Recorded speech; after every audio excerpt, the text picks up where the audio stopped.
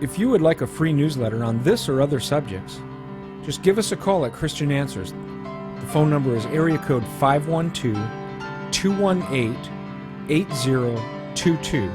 That's 512-218-8022. Or you could email us at cdebater@aol.com.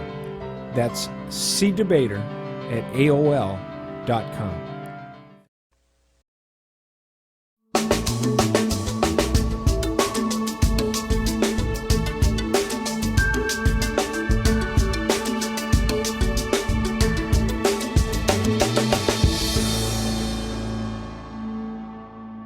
They decided that you had to be baptized to be saved, but they didn't go get baptized again. They just stayed right with the baptism they'd gotten from a Baptist preacher. Now, can a Church of Christ take that and prove that these men restored the church? It doesn't matter when the church started in the Bible in this respect, because if, as Mr. Jackson teaches, that church apostatized, then it really doesn't matter about when the church started, whether it was on Pentecost or after Pentecost or before Pentecost. That's irrelevant. That church passed away. That church apostatized, according to Mr. Jackson. But now what about its restoration then?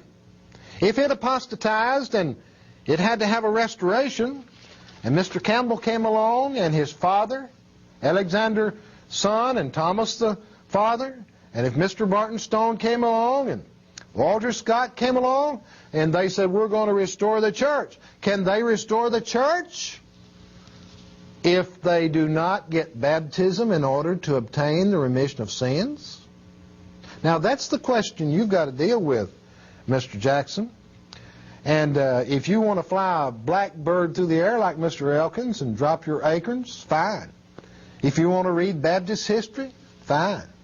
If you want to read Masonic history, fine. If you want to harp on instrumental music, fine. If you want to harp on eternal security, fine. That's not going to prove anything. It's not going to prove that Alexander Campbell, Thomas Campbell, Barton Stone, and Walter Scott were ever baptized in order to obtain the remission of sins and thereby restore the Church of Christ. That's your problem, and you know it.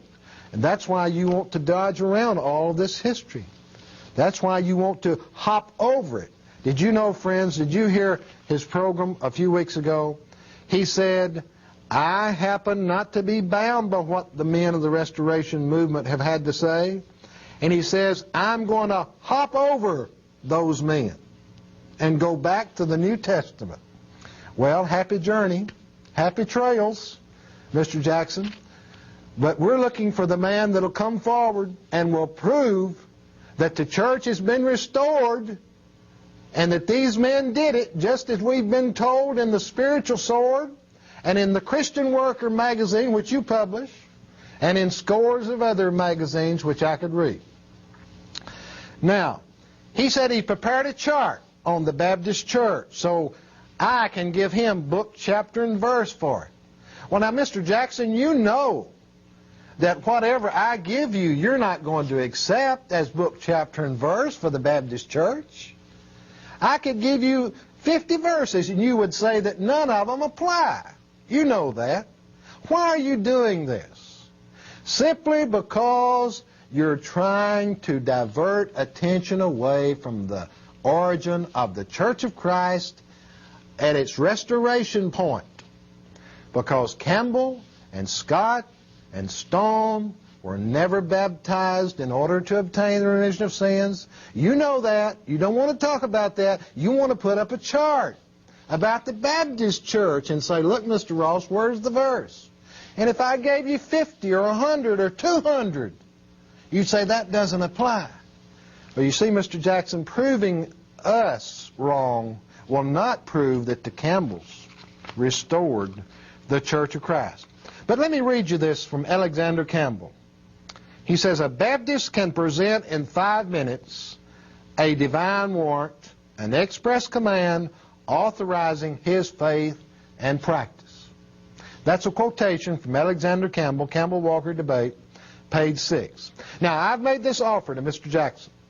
If he can show that any one of the men who is represented as having restored the Church of Christ were ever baptized in order to obtain the remission of sins, Alexander, Thomas Campbell, either one, Barton Stone, Walter Scott, if he can show that any one of the four was ever baptized to obtain the remission of sins, Mr. Jackson can baptize me.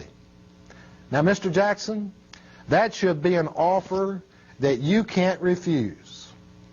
Through the years, for whatever reason, I've obtained a reputation as being somewhat anti-Campbellite. Now, you would have the honor of baptizing a man who has this reputation of being an anti-Campbellite if you can show that any one of those four men was ever baptized in order to obtain the remission of sins. You can baptize Bob Ross. I'll walk the aisle at the Southwest Church of Christ and submit to baptism at the hands of Bill Jackson if you'll show me where Alexander Campbell, Thomas Campbell, Barton Stone, or Walter Scott was ever baptized in order to obtain the remission of sins and thereby restored the Church of Christ. I'm going to write on here. I'm taking it out of the way for a minute. Alexander Campbell. And this is, okay, now I'll put it back on the table here. I wrote Alexander Campbell on there just as an extra. Now, this is let's say this is a church, and this is who founded it. Just like Campbell Soup was founded by Joseph Campbell, we've got this guy, Alexander Campbell, starting a Church of Christ. And he, of course, as I write it on there, Alexander Campbell starts this thing, and then I put a little piece of paper on it. And what does he call this thing? Now, he calls it, and I'll take it off here, he calls it the Church of Christ. Okay? Now I'll put it back down here. See, so this is Campbell's Church of Christ here. See? He starts this thing, and now he says that this is the true church. It's got the ancient gospel. It's restored. He's got these other men, Thomas Campbell and Barton Stone and Walter Scott. And, they go along for a while. And, of course, this soup originally is called chicken and rice, and that's a certain brand of it. Of course, I got another one here, and I'll put it in the picture. Let's see here. That's steak and potato. That's a little bit different. But now, as they went along in time, you started getting these other churches here. Now, instead of soup, let's call it a church. And they start arguing. These guys say, well, you're not supposed to use instrumental music. And these guys over here say, well, you can use instrumental music in worship service. Okay? So what you end up with is, I think in the 1906 census, you end up with something called a Christian church. And where they have this complete split. And I'll just set this back down here. And now you've got these two churches that were basically founded by Campbell. And but now one's called the Church of Christ, the other's called Christian Church. And they're kind of two brands, sort of like chicken and rice and steak and potatoes. Okay? And then you got these other religions starting out here. When we did a show called Rise of the Cults way back in earlier this year and last year, we had Dr. Morey on, and he stated that a lot of these cults come out of what we call Campbellism, Church of Christ. And you have like Joseph Smith Jr. He started the Church of Jesus Christ Latter-day Saints, or as commonly now known as the Mormons. Well, the Mormons come out of the Church of Christ.